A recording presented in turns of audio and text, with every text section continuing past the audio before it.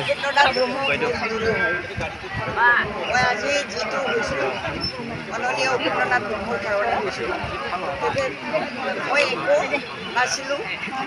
প্ৰথমত উপেন্দ্ৰনাথ ব্ৰহ্মই নিজৰ লগত লৈ পেলাই মোক শিকাইছে। উপেন্দ্ৰনাথ ব্ৰহ্মই গোটেই বড়ো অঞ্চলত বড়ো অঞ্চল আছে তাত লৈ গৈছে। তেতিয়াহে মই অসমৰ বড়োসকলক দেখিছোঁ। গতিকে তেওঁ যিহেতু মোক আশীৰ্বাদ দি গ'ল, তেওঁৱে মোক বনালে, সেই গতিকে তেওঁ মোৰ গুৰু। অকলতে তেওঁ আমি মৰ্মাহত হৈছিলোঁ। তথাপি তেখেতৰ প্ৰধান মানে অনুকৰণ কৰি পেলাই আমি আহি আছোঁ। আজিয়ে আমাৰ মাজত মানে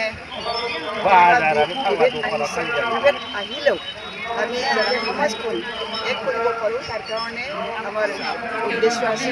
সেই উদ্দেশ্যটো এদিন যাতে কিবা হয় সত্যাপন্ন হয় তাৰ কাৰণে কামনা জনাইছোঁ।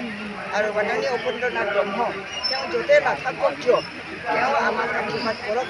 আমাৰ যিখিনি আমাৰ চিন্তাধাৰা তাত যাতে আমি এক হ'ব পাৰোঁ তাৰ কাৰণে আমাক শিকাই দিয়ক।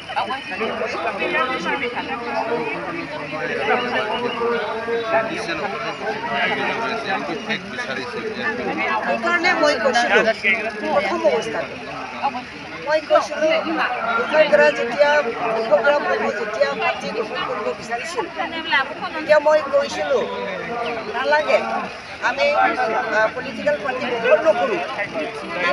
মানে যিহেতু আগৰ পৰা ইলেকশ্যনটো চলাই আহিছে ভৱিষ্যতেও চলাই থাকক এই কথাটো কৈছিলোঁ। কিন্তু তেওঁ নামানিলে।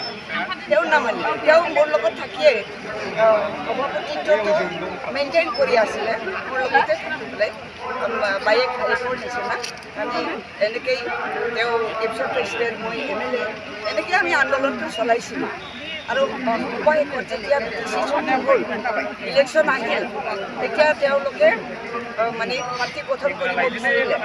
তেতিয়া মই তেওঁলোকক বুজাব চেষ্টা কৰিছিলোঁ নালাগে আমাৰ দলটো আমাৰ প্ৰেডিচেছৰসকল যিসকল মানে আমাৰ অভিভাৱকসকল যিসকলে আমাৰ আগত আছিলে তেওঁলোকে পলিটিকেল পাৰ্টি গঠন কৰাৰ পিছত ৰাজনৈতিক দল গঠন কৰাৰ পিছত আমাৰ মাজত বিভাজন আনিছিলে। আমাৰ সমাজখন দুৰ্বল হৈ গৈছিলে। গতিকে আমি এই ৰাজনৈতিক দলটো আমি গঠন নকৰোঁ। এপছৰ তলতে আমি থাকিম। এপছিয়ে চলাই দিয়ক। আমাৰ যিখিনি কৰিবলগীয়া কাম আছে সেইটো আমি গাৰ্জিয়ানসকল থাকিম। এপছৰ মাধ্যমেদি আমি সমাজত মানে এনেকুৱা ধৰণৰ যিখিনি কৰিবলগীয়া আছে সেই কামবিলাক আদায় কৰিম। কিন্তু মই কৈছিলোঁ তেওঁলোকে নামানিলে, এপছৰ প্ৰেচিডেণ্টে নামানিলে। এই গতিকে পাৰ্টি গঠন কৰা হ'ল। পাৰ্টি গঠন কৰাৰ পিছত আমাৰ মাজত ইলেকশ্যন আজি আমাৰ মাজত এইটোৱে বাস্তৱ পৰিস্থিতিটো এইটোৱে। বেয়া পাব নালাগে। মই দুখ পাইছিলোঁ।